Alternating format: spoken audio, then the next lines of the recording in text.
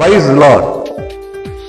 வேதம் சொல்லுகிறது, அது மீகா 7:8, என் சத்துருவே எனக்கு விரோதமாய் சந்தோஷப்படாதே, நான் விழுந்தாலும் எழுந்திருப்பேன், நான் இருளில் அமர்ந்திருந்தால் கர்த்தர் எனக்கு வெளிச்சமாய் இருப்பார் என்று. ஆம்பிரியமானவர்களே, உங்களுக்கு விரோதமாய் பேசுகிறார்களா? உங்களுக்கு விரோதமாய் உங்கள் சத்துருக்கள் சந்தோஷப்படுகிறார்களா?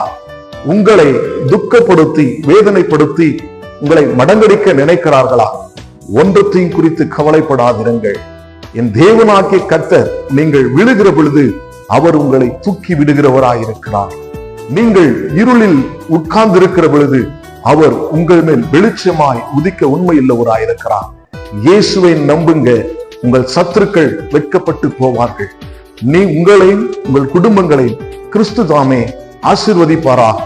ஆமென்.